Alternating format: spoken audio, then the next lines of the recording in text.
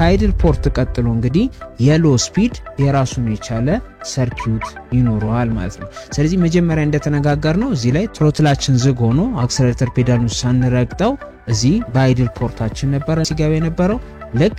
በተወሰነ መልኩ እግራችንን በአክሰለሬተር ፔዳሉን ረገጥ ስናደርገው ሞር ቀዳዶች መከፈት ይጀምራሉ ማለት ነው እዚህ በምስሉ ላይ ቢ ላይ እንደምንመለከተው እንግዲህ እዚህ ጋር አሁን መጀመሪያ አይድል ፖርት ብቻ ነበር ከፈት ደግሞ ሲል ምን ይኖራሉ ማለት ነው ተጨማሪ የሎ ስፒድ ፖርቶች ይኖራሉ ማለት ነው እነዚህ ፖርቶች ያስፈልጉበት ምክንያት ሞር አክሰለሬተር ፔዳላችን በረገጥን ቁጥር ብዙ አየር እንዲገባ እየፈቀደን እየመጣን ነው ማለት ስለዚህ ብዙ አየር ያስገባል እዚህ ጋር ግን በአይድል ፖርቱ ብቻ ከሆነ ነዳጅ እየገባልን ያለ ነው ሚክስቸራችን ሊን ስለሚሆን የሚፈልገውን ጉልበት አናገኝም መኪናችንንም ኬሪ አርጎ የሚያስፈልገውን ቶርክ አግኝቶ እንዲንቀሳቀስ አያደርግልንም ማለት ነው ተርገብግቦ ነው የሚጠፋው ስለዚህ የአየር መጠኑን እየጨመርን በመጣን ቁጥር ነዳጅ አክሰስ የሚያደርግበት ወይም ደግሞ ነዳጅ ወደ ኢንጂናችን የሚገባበትንም አማውንት እየጨመረ መምጣት ስላለብን እዚህ ጋር ምን ይኖራሉ ተጨማሪ ፖርቶች ይኖራሉ ስለዚህ ትሮትላችንን ገፋ አርገን ስናየው አንዳንድ ቦታዎች ላይ እንደ ስንጥቅ ልናገኘው እንችላለን ልክ ስንጥቅ ቀዳዳ ነው የሚሆነው ወደ ላይ ሞር እየገፋኑ ስንመጣ ስንጥቁ እየረዘመ ይመጣል ያ ጠቅላላ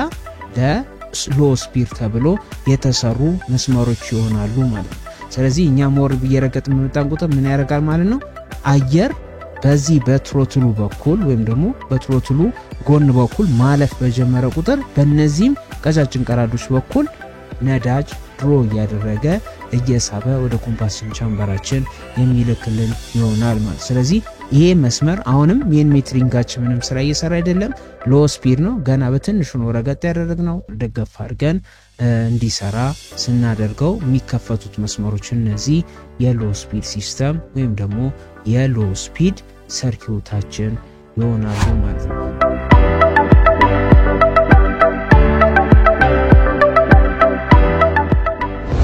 ከሎ ስፒድ ቀጥሎ የሜን ሜትሪክ ሲስተም ተብሎ የሚጠራው ሲስተም ነው የምናገኘው ይሄ ሜን ሜትሪክ የምንለው ኖርማሊ መኪናችንን ረግጠን ድራይቭ ማድረግ ስንጀምር ወይም ደግሞ ክሩዝ ስናረግ ይዘነው ማሽከርከር ስንጀምር ነዳጅ የሚያገኝበት ሲስተም ይሆናል ማለት ነው አሁን ትሮትላችን ፉሊ ኦፕን ሲሆን እዚህ ጋር በቬንቹራችን በኩል አየሮችን ማድረግ ይጀምራል ድሮ ማድረግ ይጀምራል ማለት ነው ስለዚህ በቾክ በኩል አርጎ አየር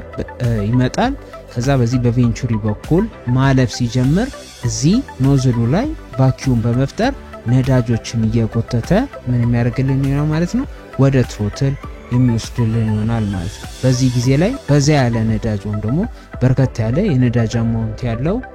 ወደ ኢንቴክ ማኒፎልዳችን የሚጓዝ ይሆናል ማለት ነው ስለዚህ ኢንቴክ ቫልቭ በተከፈተ ቁጥር እነዚህ ነዳጆችን እያስገባ መኪናችን ኦፕሬት እንዲያደርግ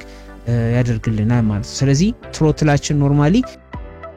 ከዛ በላይ እየከፈት ነው ስንመጣ ከፈት ያረግ ነው ስንመጣ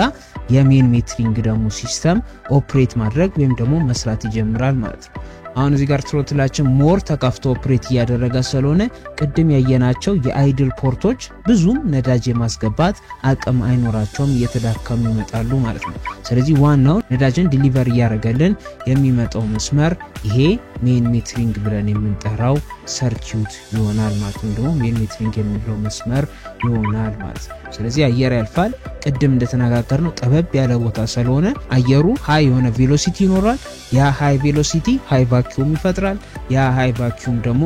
ነዳጅን በደንብ አርጎ ከፍሎ ቻምበሩ ድሮ ያደረገ እንዲወጣ የሚያደርግልን ይሆናል ማለት ስለዚህ በዚህ ሰርኪዩት ደግሞ ኖርማሊ መኪናችንን ክሩዝ ስናረግ ስንነዳው ነዳጅ የሚገባበት ሰርኪዩት ይሄ ይሆናል ማለት ነው